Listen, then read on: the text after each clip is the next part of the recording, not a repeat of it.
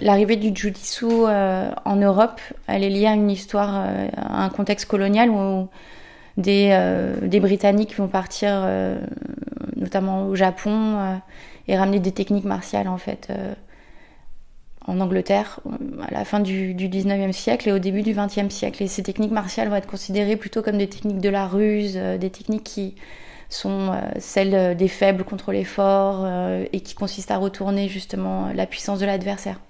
Donc il se pose la question de leur dimension virile par rapport à une norme justement de masculinité victorienne et qui est incarnée plutôt dans des techniques martiales telles que la boxe anglaise bien sûr. Et du coup, le Jiu-Jitsu, on va considérer que les femmes peuvent le pratiquer puisque c'est pas un art très viril de la lutte. Et qu'en plus, ce Jiu-Jitsu, il est pratiqué y compris par les femmes et qu'il ne déféminise pas trop le corps, il ne déforme pas trop le corps, il ne le rend pas musculeux par exemple. Donc les femmes vont être autorisées à le pratiquer à Londres, un certain nombre de dojos vont s'ouvrir et parmi ces femmes, en fait, il y a beaucoup de militantes suffragistes et notamment des militantes plutôt issues de l'Union sociale et politique des femmes, qui est un groupe de suffragistes qui est très lié en fait à la Troisième Internationale, en tout cas qui a des bases socialistes et anarchistes, et qui considèrent, elles, que le Jiu-Jitsu, il faut s'en emparer comme une stratégie globale, à la fois interne et externe au mouvement. D'abord parce qu'elles ont des positions politiques qui sont une critique de l'État, considérant que, en fait, on ne peut pas demander des droits à l'État, alors même que c'est l'État qui nie ses droits et qui est responsable de la situation des femmes. On ne peut pas demander à l'État des protections, notamment en matière de violence ou de précarisation sociale, parce que c'est cet État qui organise de façon structurelle en fait la vulnérabilisation des femmes. Et donc elles vont considérer qu'il faut passer à l'action directe et à l'action directe violente. Donc vraiment destruction des biens publics, elle pose des bombes, agression, occupation, enchaînement aux grilles du Parlement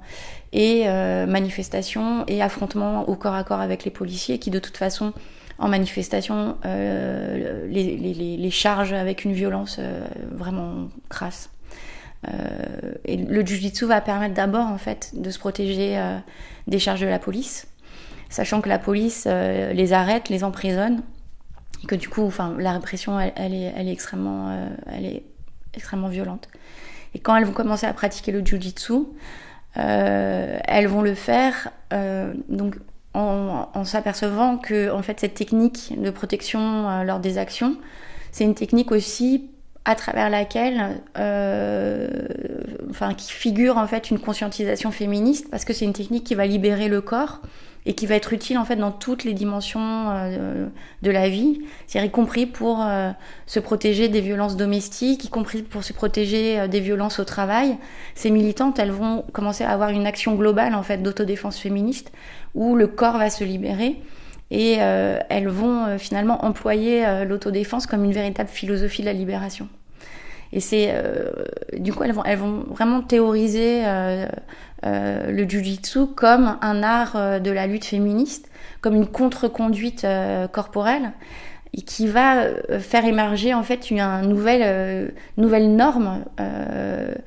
féministe, qui est l'idée d'un corps en fait non seulement libéré, mais qui a un corps qui explose et qui a un corps qui devient presque une bombe humaine. Et la référence en fait c'était